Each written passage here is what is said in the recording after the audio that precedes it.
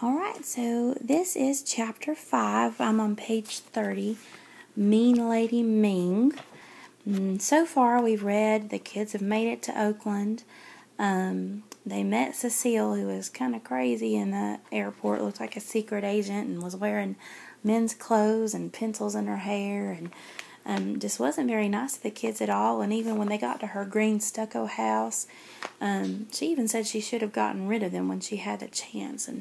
And she said something about getting rid of them and gone to Mexico. So the kids were kind of confused about what she meant by that. And Delphine told them some story about that's where rich ladies go to get babies and where women who don't want their children go to take them. But Delphine really didn't know what Cecile meant when she was talking about Mexico. Well, now on page 30, Mean Lady Ming. We stood as one, looking up at her, me in the front, Vanetta and Fern at my sides. She was tall and broad-shouldered, where Pa was just tall. As hungry as I was, all I could think was that they made you dance with a boy in the 6th grade. That I would never look right dancing with a boy, and for that I had Cecile to thank. I spoke first. We're hungry. As usual, my sisters' voices followed on top of mine. Vanetta, what's for supper? Then Fern, hungry, hungry, she rubbed her belly. We made a picture. Us looking up at her and her looking down at us. In the animal kingdom, the mother bird brings back all she's gathered for the day and drops it into the open mouths of each bird squawking to be fed. Cecile looked at us like it didn't occur to her that we would be hungry, and she'd have to do what mothers do, feed their young. I'm no big ma in the kitchen, but I would have opened a can of beans and fried up some franks. I can bake a chicken and boil potatoes. I would have never let my long-gone daughters travel nearly 3,000 miles without turning on the stove. She said, What do you want from me? Supper, I answered. It's past 8 o'clock. We haven't had real food since breakfast, with Big Ma and Papa. I kept going. That was, I glanced at my wrist, 9 hours and 12 minutes ago. Vanetta next. Airline food don't count. Fern last. Surely don't. She was still looking down at us as if we'd thrown a monkey wrench into her quiet Tuesday evening. Then she spoke. Where's the money your father gave you? I crossed my arms. There was no way she was getting our money. That money's for Disneyland, I told her, to go on all the rides and meet Tinker Bell. This was the first time we heard Cecile laugh, and she laughed like the crazy mother she was turning out to be. Is Tinker Bell going to feed you? She was still laughing. We didn't think she was funny. We said nothing rather than talk back and get slapped. Look, she said, if you want to eat, hand over the money. I stared her down, something I'd never try with Big Ma.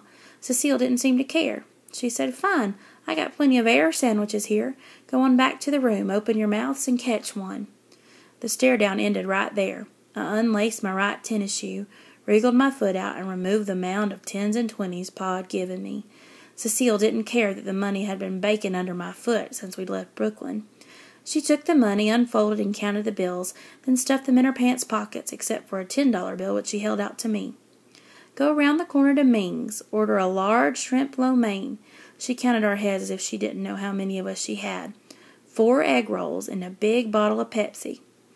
Vanetta and Fern squealed for the shrimp and Pepsi, forgetting that this was wrong. Our mother should have cooked real food for us, at the very least baked a chicken, made franks and beans. Fruit punch, I said. Big Ma don't allow us to have strong drinks. Cecile let out a single whoop and a laugh. Vanetta and Fern were too excited about having takeout to see that our mother was crazy. I said, We have to call Pa, let him know we arrived. They chimed in, safe and sound, on the ground. Cecile said, Phone's next to Ming's. You mean you don't have a phone? Vanetta asked. Cecile said, I don't have no one to call, and I don't want no one calling me. Whether Cecile had a phone was not my main worry. We have to go out after 8 to call Pa and get the food. Aren't you coming with us? Ming's is a couple blocks down Magnolia, around the corner. She pointed the direction. Phone booth's right there. When we were barely out the door, she added, And tell Ming to give you 4 plates, 4 forks, 4 napkins, and 4 paper cups. No sense dirtying dishes, and you're not coming inside my kitchen. We all looked at one another and thought the same thing. Crazy. I led the way in the direction Cecile pointed, down the walk, past the slumping palm tree, and made a right turn. Vanetta and Fern, as usual, nipped the heels of my tennis shoes. It wasn't dark at all, but it wasn't high daylight either. Kids of all ages still ran around playing in yards, riding bikes on the street. I bet kids ran around and played out here all year long and not only in the summer. We usually went to the summer camp at the Y or drove down to Alabama in Papa's Wildcat. We came upon some kids playing freeze tag. They jumped from lively wiggle worms to frozen statues just as we neared their yard. We felt the smirks of the gaping statues on us. Vanetta smiled, welcoming their interest in us. She was scouting out new friends to be with for the next 28 days. I let her lag a step or two behind to wink and smile at them. You can't stop Vanetta from chasing after friends. I kept walking, Fern sticking close to me. Vanetta skipped until she caught up. One thing was for sure, these blocks might have been long like the blocks on Herkimer Street, but we weren't far from Brooklyn. But we were far from Brooklyn. I didn't know where any of these streets led, but I walked down Magnolia like I knew where I was going. I couldn't help but notice that not one yard had a palm tree, not one, or stucco. Not one house was painted that crazy green color.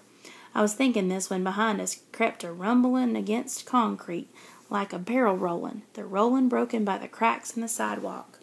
I turned. A voice yelled, "Gangway!" We tried to jump aside, but the three of us jumping all together only got us so far. A boy on top of a wooden board, this flying T with the tricycle wheels in the back, rumbled by and managed to clip me good. "Hey, watch out!" I called after him, shaking my fist. He only stopped at the corner to pick up his flying T, carry it across the street, and lay it back down on the sidewalk. "Sorry," he yelled, without turning around. Then he gave it a running push and jumped on it, eventually lying stomach down, his arms outstretched as he held on to both ends of the T. "What was that?" Vanetta asked. "Some stupid boy," I said. "Come on, y'all." I had to pull Vanetta's chin away from the direction of the boy on the flying T. She kept looking even after he was long gone. Ming's was where Cecile said it was, around the corner and a couple blocks down. There was a big sign, Ming's, and underneath it, red neon characters that looked like fighting men waving swords. The telephone booth was also where Cecile said it would be, right next to Ming's. I planned on calling Pa before getting the food, but the booth was already occupied by a light-skinned guy with a big floppy afro. He was turned sideways, but I could see his profile, his beakish nose, the way he pushed his head this way and that, suspiciously while he talked. We stood with our arms folded, waiting for him to finish. He looked like a fugitive from justice. I could spot one when I saw one. I love a good crime story, especially the FBI crime shows that come on late, and I sneak to catch whatever Big Ma falls asleep watching. That's how this guy looked, like he was calling his ma to see if the coast was clear to come home without the mob or the coppers on his tail. He saw us standing with our arms folded and turned his back to us. I got it. He had a lot of dimes and planned to use each one. We went inside Ming's. We were barely in the restaurant, which wasn't a restaurant, just a counter with a kitchen on the far side and two small tables with benches on our side. The Chinese lady behind the counter said, "No free egg rolls. No more free egg rolls." She waved her hands like, "Shoo, stray cat." I didn't know how to answer. I didn't ask for any free egg rolls. But we were the only ones inside Ming's, and she was staring straight at me. Vanetta said, "We don't want free egg rolls." Fern piped in, "We want shrimp lo mein and Pepsi." Vanetta said, "And 4 plates, 4 forks, 4 napkins, and 4 cups." Fern, "And 4 egg rolls." Vanetta, "All for money, not for free." Finally I said, "It's takeout, to go." I uncurled the $10 bill to show her. Usually I'm Johnny on the spot, speaking up for my sisters and me, but this time I went blank for no reason I could think of. It was nice to have Vanetta and Fern jump right in. The lady shouted in Chinese to the back of the kitchen. She sounded even meaner than when she'd said, "No free egg rolls." I decided that just like Cecile was crazy, the Chinese lady was mean. Mean Lady Ming. She nodded to us and said, "Okay, sit." We sat down and waited. Mean Lady Ming kept talking. Everybody poor, everybody hungry. I give free egg roll. Feel sorry. Then everyone come for free egg roll. She muttered on like Cecile did and looked mean and tired like Big Ma looks on washboard days. While I was sitting with my sisters, I made up my mind about Oakland. There was nothing and no one in all of Oakland to like. I would get on a plane and fly back to New York if Big Ma showed up wanting her grandbabies. I wouldn't even tell Cecile, "Thanks for the visit."